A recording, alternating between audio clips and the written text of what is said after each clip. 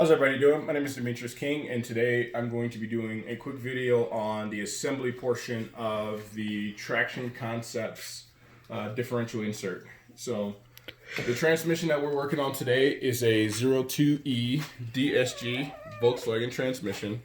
There are a ton of videos online on how to remove and tear down the transmission, so I won't go into that part, but I will go into what you get from Traction Concepts and how to assemble it. This is a beta kit, so it is a little bit, it is pretty new. They have a couple kits for like the 02M and some other things coming out. So I'm glad to be part of that new guy, new part phase.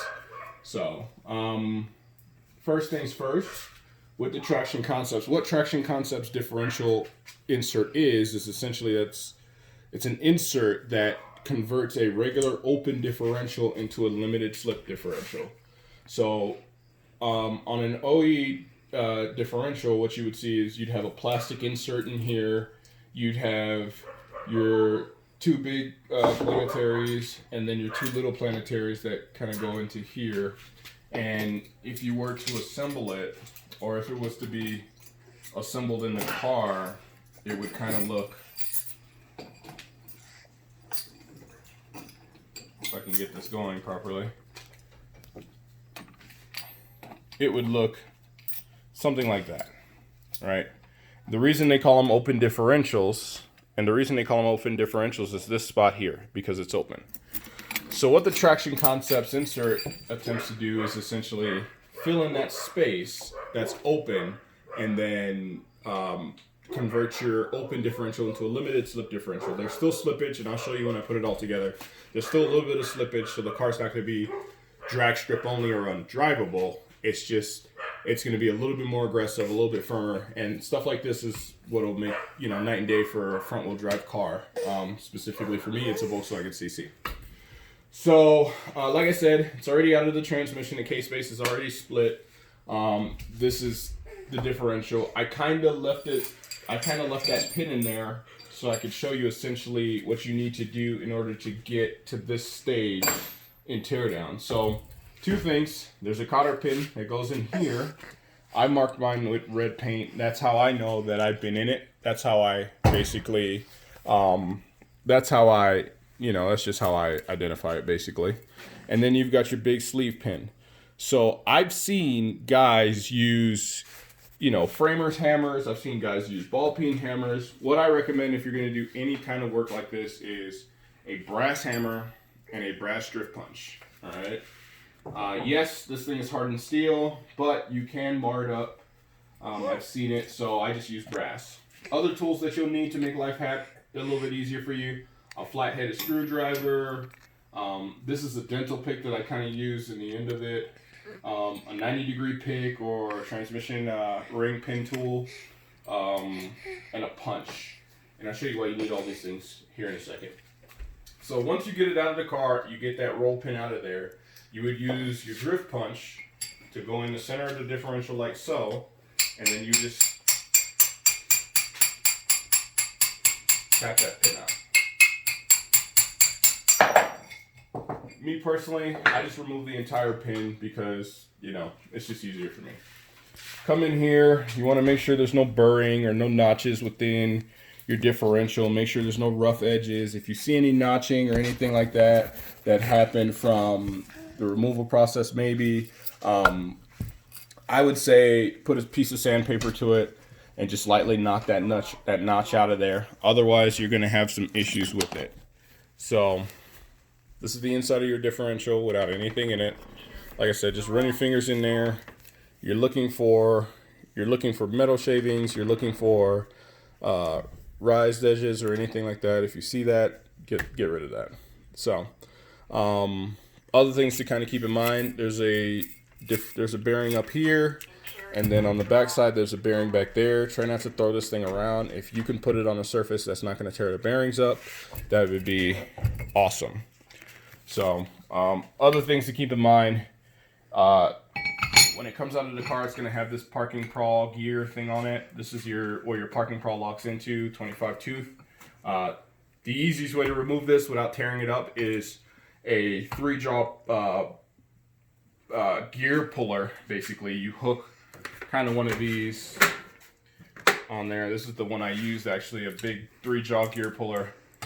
Set it on there, you lock it on there, and then you tighten your threads on this thing, and it'll pull your 25 gear puller or your 25 tooth parking gear off. So once you get this off, just inspect it. Very rarely do you see damage on this. It's usually on the pawl if there's any damage. It's hardened steel, so you shouldn't have any issues. So for install, the easiest way I do it, and I might go kind of fast, but the easiest way I do it basically is,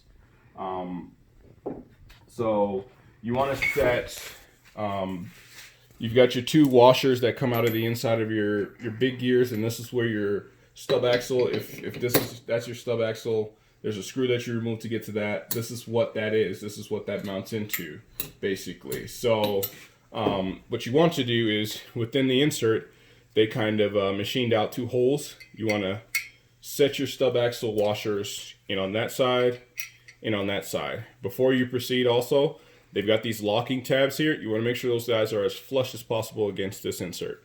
If not, use a pair of vice grips to clamp this first and then tap this back into place so it's nice and flush. Otherwise, what will happen is if this moves or slips or anything like that, this will turn into basically a little frag grenade, and it hurts. So again, in the machine inserts, you put your stub lock or your stub axle washers in there. And then what I do is I set one axle down, or I set one side of it down. Keep in mind, when you put your washers in there, that tapered side, that thin side, has to be facing the inside of the axle. That's the only way it works. If you put it that way, it'll never work. You'll never be able to thread it. So just like that, and then set your insert on top of that. Then you set your big gear on top of that. So now, going into the differential, what I like to do is very carefully, and both sides are the same, but very carefully what you want to do is set the big gear in there, kind of turn it all the way to the back, like so.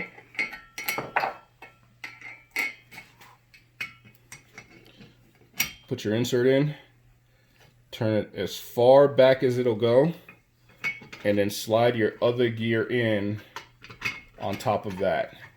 And it may take a little bit of wiggling and a little bit of coercion, but if you do it right, what you will get, and this is the part that's important, is when you assemble this differential and when you remove it, it's very important to use the differential to your advantage. If you try to rock these gears in and hammer on them and stuff like that, you're going to do more damage than it's worth. So, insert the bottom one, roll it forward, put in the top one, make sure your mount is installed. And if you've done it correctly, that guy will not come back out. All right. So then part of the kit that they gave me, they removed my plastic sleeve in here, and they gave me 2 metal slip washers. So basically what you want to do is you set one of the bearings like so, and then you're going to rotate the entire differential about 180 degrees. When you do this now, if you're lucky, your top gear and your bottom gear are going to be 100% aligned and you're not going to have issues. If you're unlucky, then you're going to have to kind of roll it back and forth to get it to go in. What you're looking for, though, is you're looking for that hole to be basically aligned with that hole. So you just want to manipulate that thing a little bit until you get it. Once you get it, kind of stick your finger in there, rotate it basically until it collapses within the differential itself. Sometimes they're a little bit of a pain. There we go. And if you want, if you have some gear oil or whatever the transmission fluid is that you use, you can lubricate this stuff to make it a little bit easier on yourself. All right, so same thing with this guy. I know it's going to come up.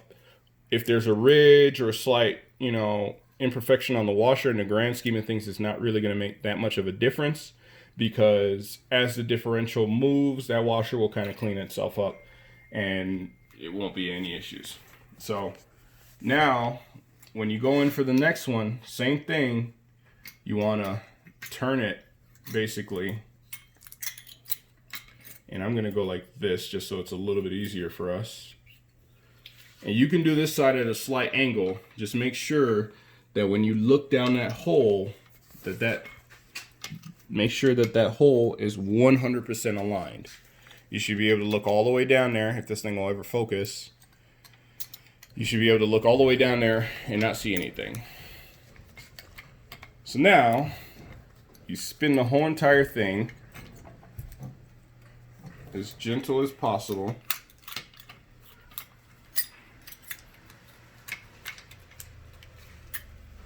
Until it's all nice and aligned.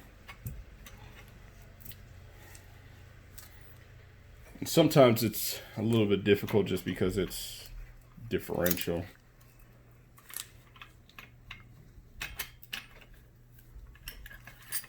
If you're having issues aligning it, that's because your gears are off.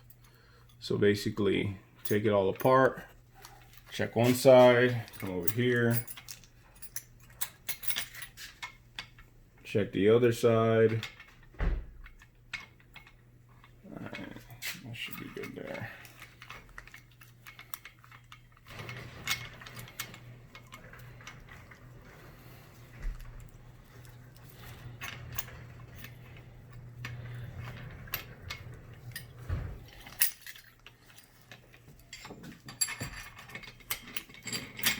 Sometimes it helps to have a reference. This is what I normally do: one side, get it to sit, and then I come over here, put the washer on it, and then very carefully turn it back towards me. Do the other side. Perfect. That's right where we need it. And then spin it over. Alright, so if your differential is anything like mine, what you're going to see when you get all four of the cogs back in there is you're going to have two washers that are nowhere near where they need to be. So you can kind of see here, this one's kind of low, this one's kind of wherever it wants to be. That's where a 90 degree or something like that works. You come in this hole, and then you just basically roll that washer in place where it needs to be. And you'll do the same thing on that side. Now, if you've done this correctly, a couple of things to keep in mind. It goes, when this pin goes back in this differential, that hole has to be facing up or down, right? This pin doesn't matter, it's tapered inside there. If you drill this pin out, make sure you go all the way down into the actual differential itself, because there is a decent sized pin. It's a huge pin. I'll show you that pin here in a second. But basically, this is your last chance to make sure that you're good. And then you throw your pin in there, and this is where my brass hammer comes in. Just give it a little love tap. Right away, you'll know if you're doing the right thing, because it won't sound like it's metal. It will sound kind of hollow, and that's because you're basically going straight through the differential without binding. If you're binding, if you're finding yourself having to hammer on this thing, you're not installed correctly. Pull it all apart, adjust it, and you'll be fine. Let's see if this differential does it. If not, we'll talk about some. Yep, sure did. So you hear how it kind of solid, it got the impact got a little solid. Those little stub axle washers in there, one of them falls at any given time. So what will happen is when you go to drive this pin back in, you'll actually hammer up against the bottom of one of those washers, and it'll bottom out and won't go. So if you get to that point, the easiest thing I can tell you is you can either throw the stub axle back in the differential. There's a bolt that goes in there. Screw out one, put it on the side that basically leave it this way because you won't be able to thread this side. Pull the stub axle up a little bit, and that'll help you deal with that issue. Or what I do is I kind of just gently turn it on the side. So I turn it on the side, and that usually allows the washers to kind of just float in there, basically, and then you can drive the pin straight between that. So this is our last chance to make sure we're nice and aligned. Again, you make sure your washer is good. And then on the inside of the differential, if your washer is good, that's kind of what it should look like in there.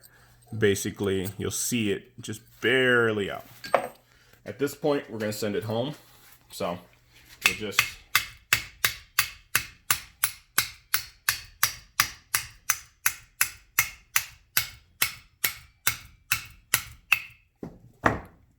drive it home.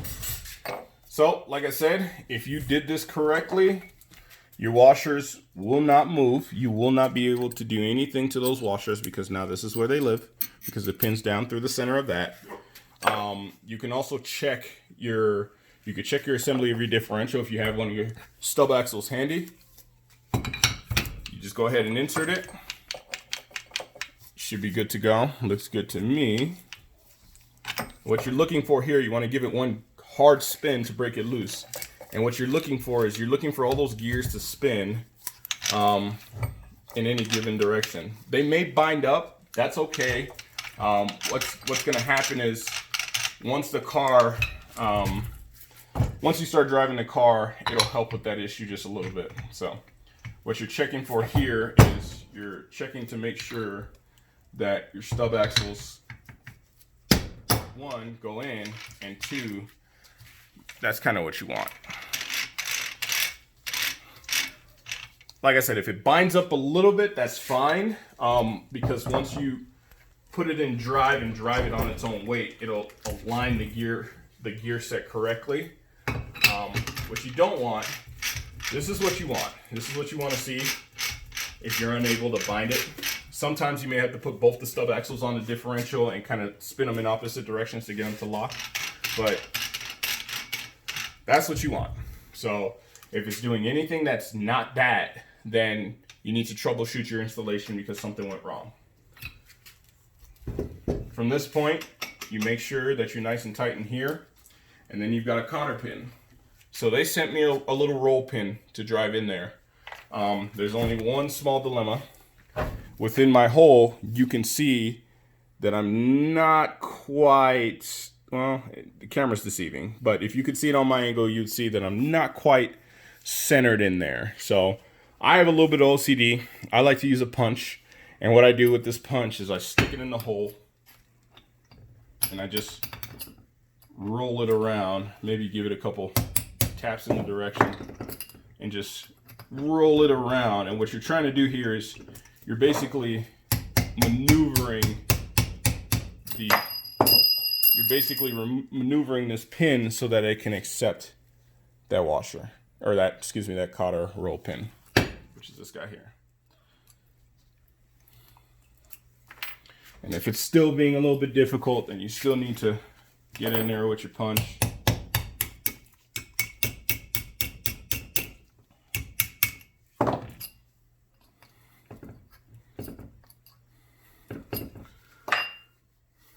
You should not have to drag the pin back out of the differential if you have a punch. You just have to gently coerce it over there. If you wind up getting stuck and you have to pull the pin back out, no big deal. Just use your drift punch. So we are good there. Now you insert your cotter pin.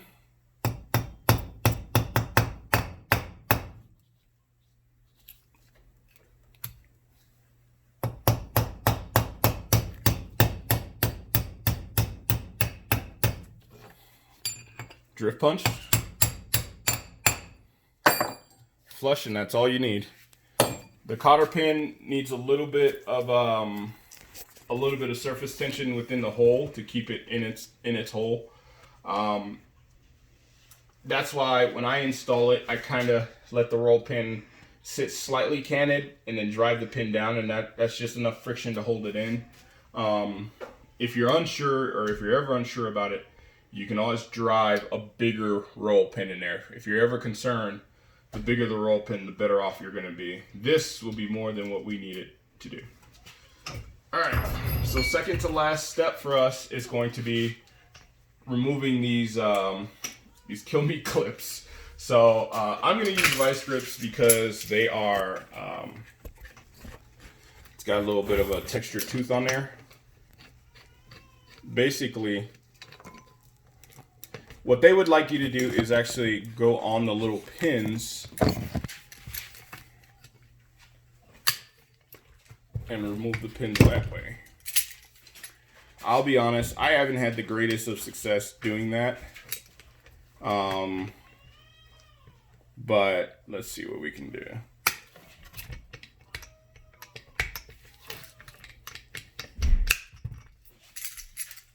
Yeah, no.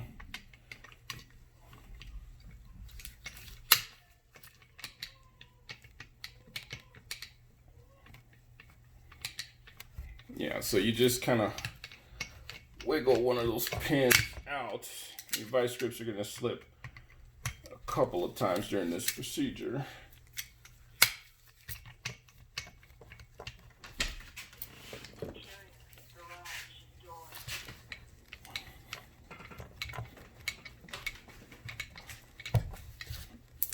At this point, I would definitely recommend iPro. If you do it right, if you're lucky, I should say, it'll come out as one assembly. And then you'll immediately feel the differential come under tension, which is fine. We can fix it. You can just put a drift pin in here and just kind of roll it back and forth. It doesn't necessarily need to be 100% square, although I recommend it. You can do things to this thing to kind of reduce the pressure in it. So we did that on this side. We'll do the exact same thing on this side. I'm going to try to go at it by removing just the actual bracket and see what I get. Yep, so that's easier. So put the vice grips on the end of the metal bracket and just pull the bracket off. When you do that, just ensure that you pull your little pins out. You may need your vice grips to do that. They're kind of hard.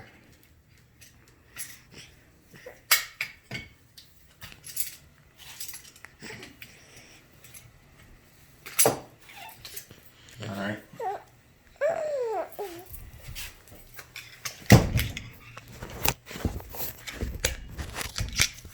All right. So to straighten up this axle now, because we're just a little bit crooked, one of the things that you can do to prevent it from doing this in general is put an axle on the top of it. But to straighten this thing up, we're just going to give it a little tap. Just a little tap. It's a brass hammer. This isn't going to hurt any of this. But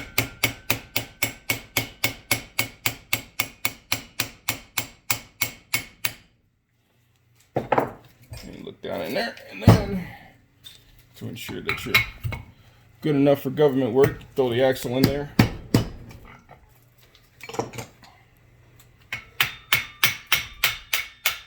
And then the axle will fall right on down when you're where you need to be. Now, once you pull those pins, you will not be able to turn this differential at all. Unless you're a macho man, you will just not be able to physically turn it. That doesn't mean it's locked. That doesn't mean it's wedged. That doesn't mean anything's wrong with it. That actually means you installed this correctly, because it's a limited slip differential. So the purpose of it is to lock both of the wheels together. So if you can visualize this, this is one axle. Axle goes in there. Let me grab the other axle, if possible.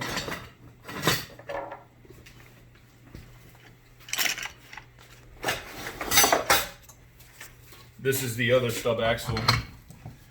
That guy goes in there.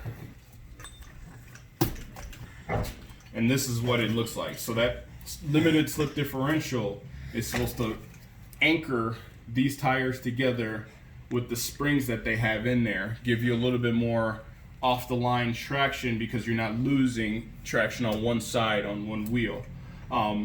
I physically cannot spin this hard enough to separate it, but you will be able to do that. The car, the weight of the car, the torque of the car will be able to break it loose. It can break loose. So don't look at this and think that this is a solid axle or a welded diff or anything like that. This is legitimately limited slip. And you know, this is done basically by a pressure plate and some springs. They can adjust, if it's too aggressive of a lock for you, they can adjust the spring tension rate too. Like I said, this is kind of a new addition that they have out. So I'm kind of the test subject. If I want lighter springs, I'll report back here in a couple days when I get it all put back together and back in the car. I'll let you guys know if it's too much or not enough. I have a feeling that this is going to be just perfect. Like I said, I can't break it loose, so that's pretty awesome. But physics will tell you that this thing will be able to, it's basically a block. So eventually what will happen is it'll spin the gears across the block, and then if it gets into a situation where it needs to, i.e. turning or something along those lines, it'll be able to break loose enough to allow you to turn, so you won't have one solid axle. But yeah, that's pretty much the Traction Concepts. I'm gonna put a link in the description for their products so you can do some research. If you have any questions, go ahead and email them. They're pretty friendly. They're down in Florida. If you are unsure of how to install it, you can also send the entire differential assembly to them, and they'll take care of the install for you. Just make sure you package it properly, and tell them I sent you, and you know, hopefully they work a decent deal out with you. Last thing you need to do is put the parking prowel on that. I'll save you guys that because that's pretty common sense. You line the teeth up, and then if you have a press and a big bushing, basically, you would use that. If you're like everyone else out of their garage, you would basically hammer down one side, hammer down the other side. I'm going to install this another day, but I'm also going to do it a little bit different. I'm going to heat it up before I install it, just so that it's a little bit softer. That way I'm not just bashing on this thing and gashing it up. They tend to do a little bit better when you heat them up, but that's pretty much it. That's your Traction Concepts LSD insert. It's a tested, tried and true product. I've done a lot of research on them, and I really like what I see, and like I said, they were really friendly and really helpful. So if you guys have any questions, go ahead and leave them in the comments. Thank you.